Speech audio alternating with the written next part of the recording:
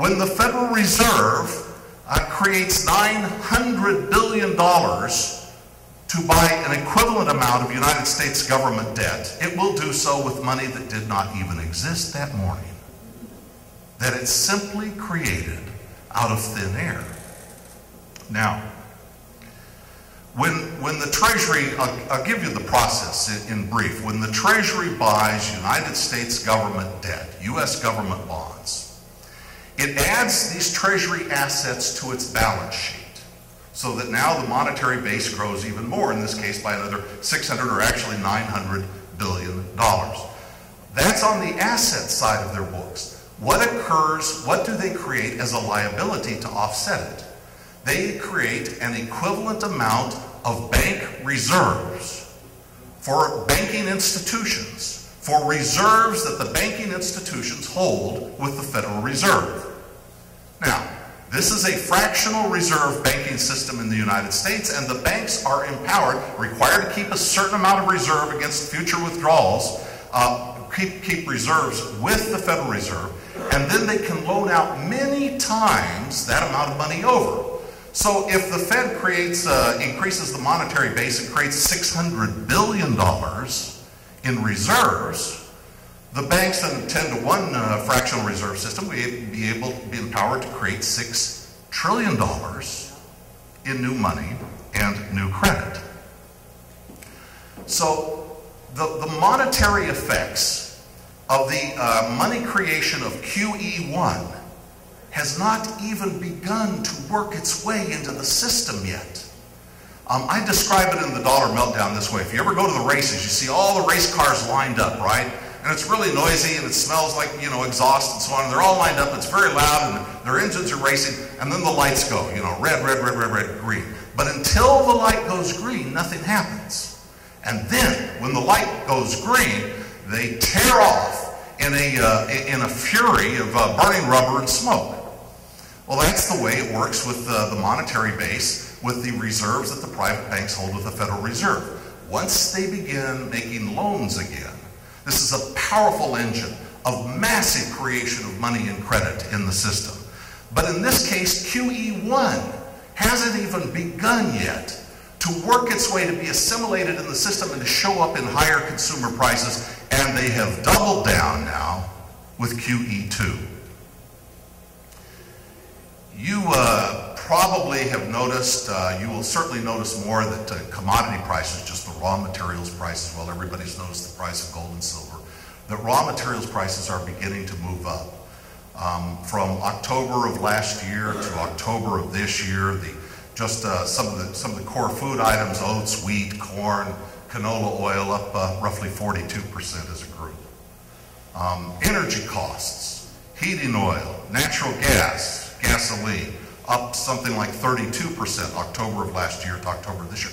It hasn't even really dawned on the American people what is going on at this rate, and yet the Federal Reserve has doubled down before QE1 has even made its presence felt yet. Now, in taking some heat about this massive creation of money and credit, Bernanke said the other day, well, we'll get jobs out of this. This will create jobs. How many jobs will it create? Well, he said it'll create 700,000 jobs.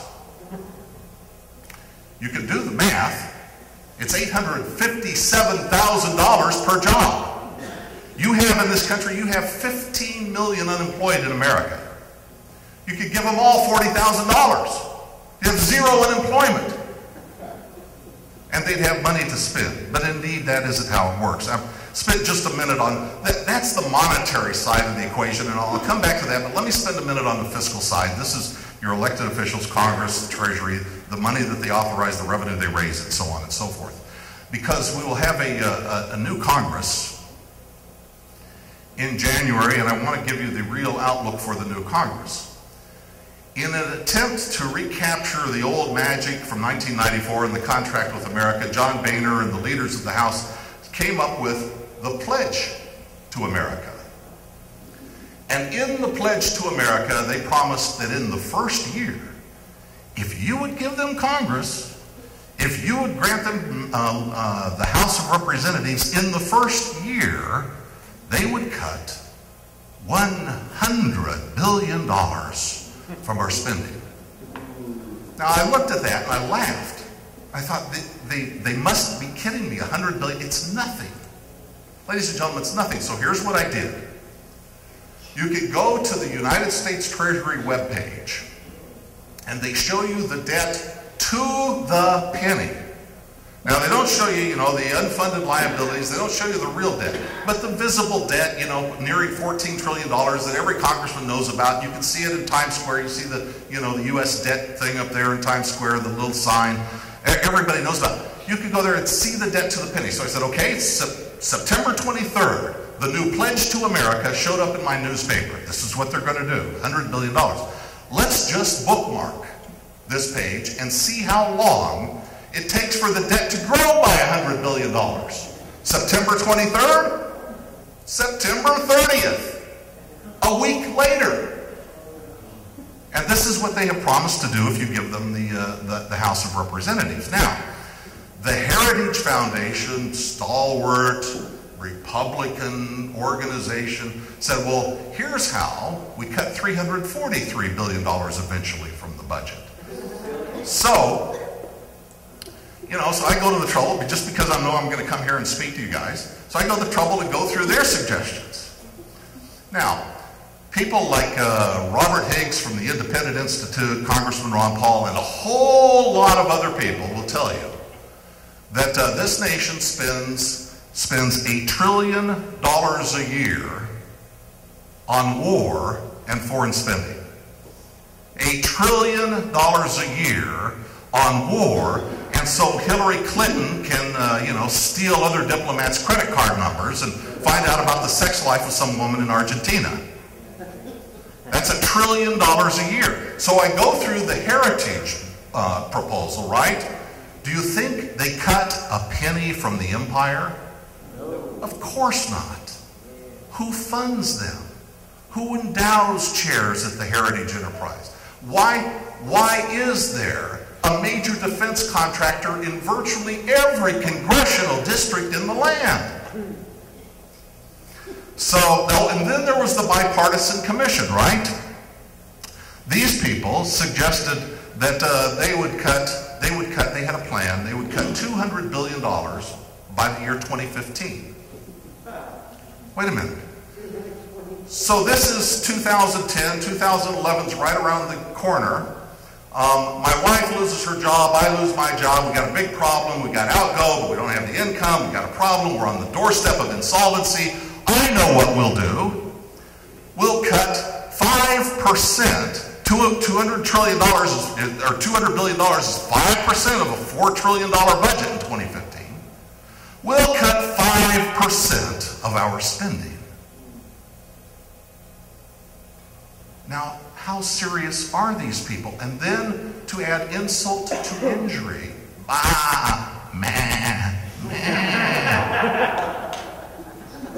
As you know, Congressman Ron Paul is in line to be chair of a monetary affairs subcommittee.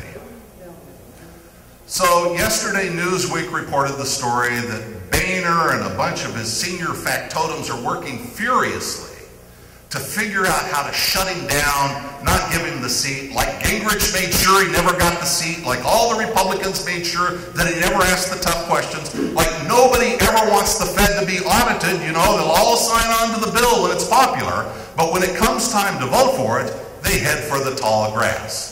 So just so you know, what the House leadership is doing now, they're busy trying to figure out, okay, well maybe we can't, if we took him off the committee, that would cause an outcry. Maybe we could just make sure that nothing goes through this committee. So they're up to those kinds of jobs. But look, the gold market has already told you all of this as a sensitive barometer, as a referendum on the quantity and the quality of U.S. dollars. It's already told you this. In fact, during the fall and the lead up to the elections, as it became more and more certain that the Republicans would prevail, the gold price was utterly indifferent to their victory and kept setting new highs. And it hit another new high yesterday. is not just the United States, not just the dollar, not just the Federal Reserve. Look, the Federal Reserve is printing money. The International Monetary Fund, scrambling to bail out irresponsible governments elsewhere, it issues a fiat currency of its own, special drawing rights, right? Ultimately, they hope to be backed by you and me, but it's a fiat money. They're printing money. The European Union is printing money. Japan is printing money. China is printing money. Now, in the case, in all of these countries and all of these institutions have a powerful incentive to keep this game going to the extent they can. Never mind if it involves fleecing the American people. So, typically, this isn't the world's first currency crisis. You know, we've been through these rodeos many, many times over, and typically, there are alternatives. During the Weimar Republic inflation in Germany, there was the pound sterling. And people could surreptitiously deal in pound sterlings. And in Zimbabwe, during their blow-off inflation, or the great inflations of South America in the last couple of decades, there's been the U.S. dollar. And people could store their wealth and hide their money in U.S. dollars. But now all the currencies of the world are fiat currencies. There are no redeemable currencies. And under the circumstances, with the currencies beginning to break down around the globe, and central banks that have long been gold sellers having reversed their position and become now gold buyers, under the circumstances, what can we do to see to it that commerce doesn't grind to a halt in the event of a real sudden calamity? Well, the only thing you could do is hope with Congressman Paul that there is a repeal of the legal tender laws so that competing currencies, other forms of payment and purchasing power and so on can develop. Now, to whom is this a threat? Because if a currency is of self-evident value, if it is a dependable unit of accounting, nobody wants to abandon it. Everybody's perfectly happy to use it.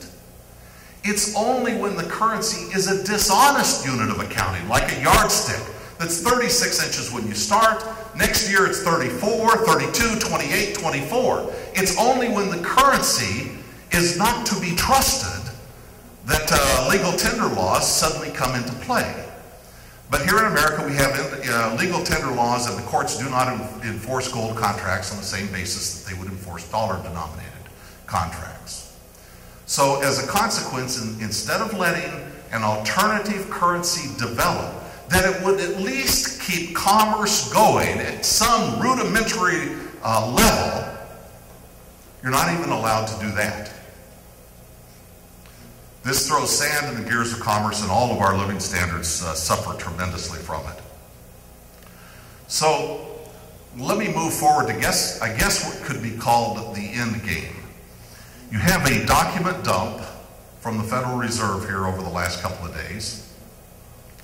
The Federal Reserve has now become, there is a reason. When the government does not wish to release records, does not wish to be audited, when it seals up assassination records for decades, for generations, there's a reason. There's a reason they could not stand being audited. And just what we have seen out of this document dump, to the extent we've seen anything, we see that the Federal Reserve has now become the central bank to the entire world. Société Générale is taking money from the Federal Reserve, Barclays Bank, UBS, and others. Private companies now are being bailed out, all without debate, without vote, legislative action, the will of the people, self-governing country. But here's what happens next in this event. How can you bail out Barclays or UBS or some foreign government, and California comes knocking at the door with a $25 billion problem? Or Illinois with a $17 billion problem, or New Jersey, or Texas, Or pension funds with an $80 billion problem.